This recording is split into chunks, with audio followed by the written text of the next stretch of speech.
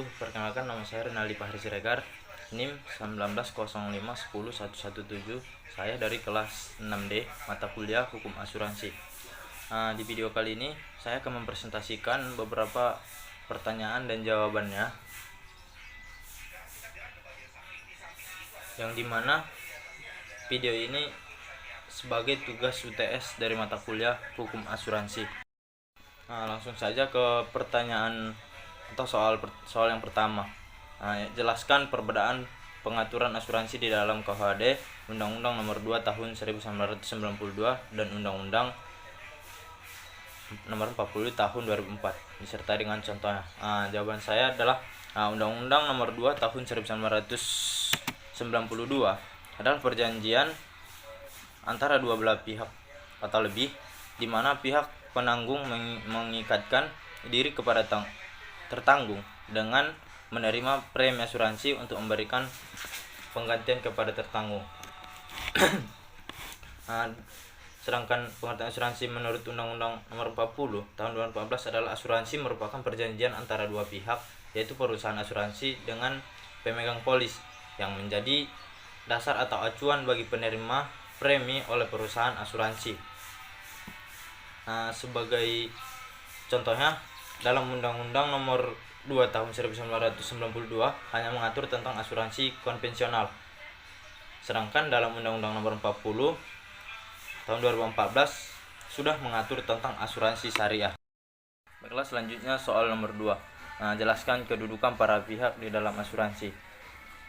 Kedudukan para pihak dalam asuransi, dalam kedudukan hukum dari pemegang polis ialah sebagai kreditur preferent, karena pihak pemegang polis adalah pihak yang berpiutang serta sifat piutangnya diistimewakan oleh undang-undang perasuransian sehingga tingkatnya lebih tinggi daripada kreditor lainnya.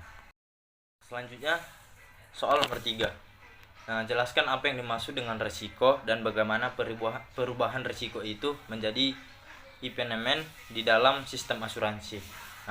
Jawabannya, risiko dalam asuransi adalah ketidakpastian akan terjadinya suatu peristiwa yang dapat menimbulkan kerugian ekonomis. Risiko dapat diasuransikan apabila yang pertama, kapan terjadinya tidak dapat dipastikan sebelumnya. Yang kedua, jika terjadi pasti menimbulkan kerugian yang bisa dinilai dengan uang atau pasal 268 KUHD.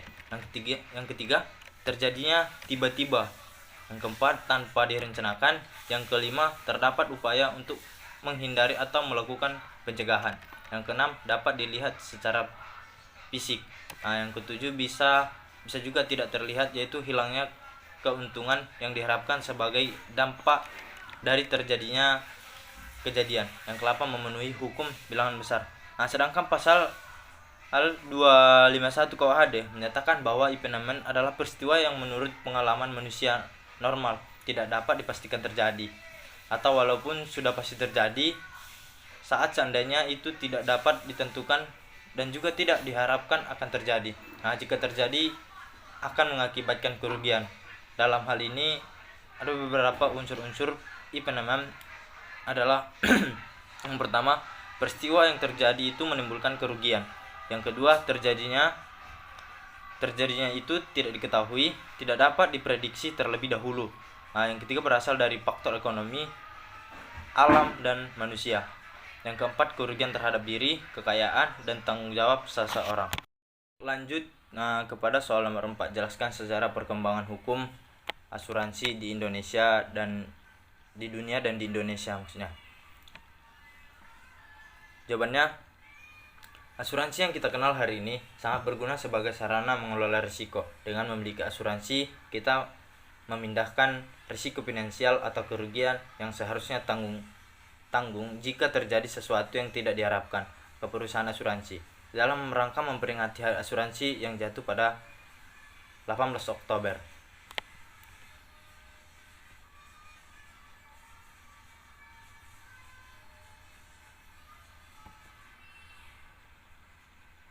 Sejarah asuransi di dunia.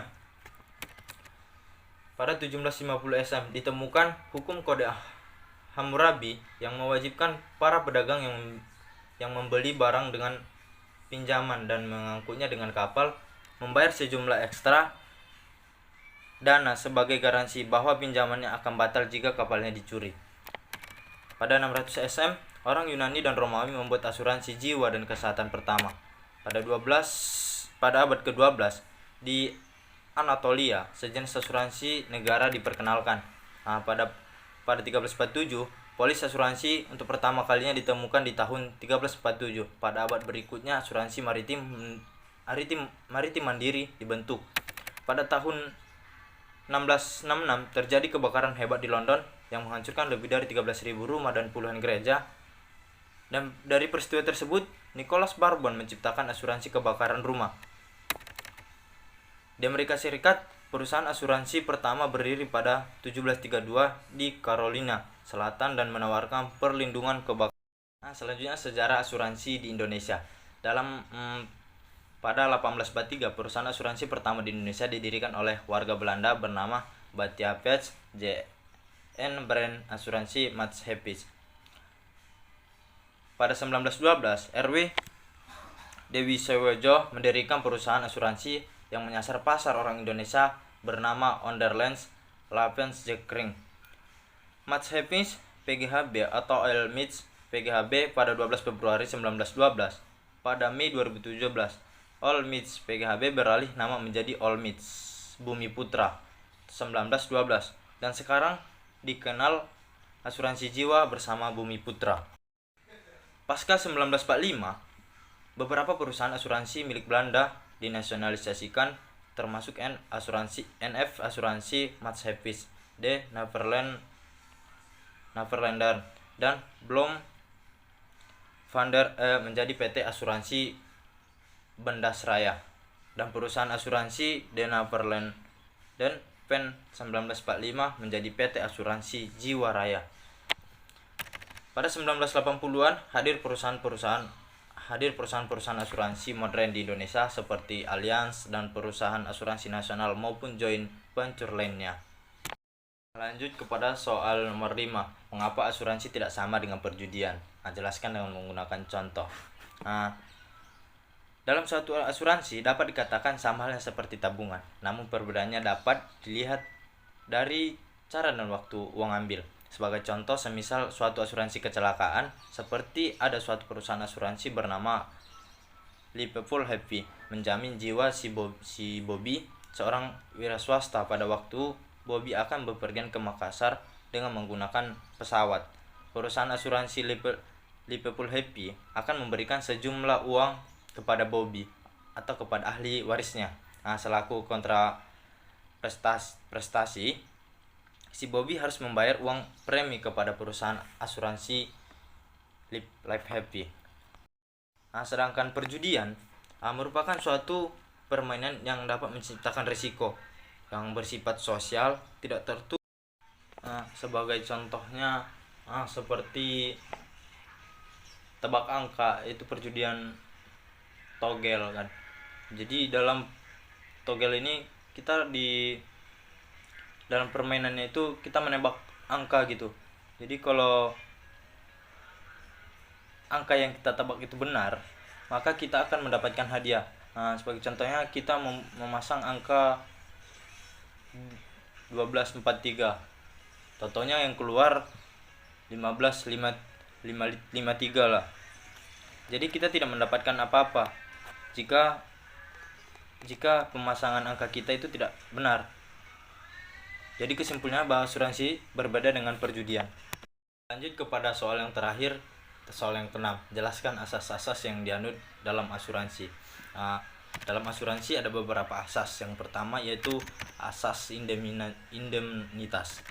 Asas indemnitas adalah suatu asas utama dalam perjanjian asuransi karena merupakan asas yang mendasari mekanisme kerja dan memberi arah tujuan dari perjanjian asuransi itu sendiri.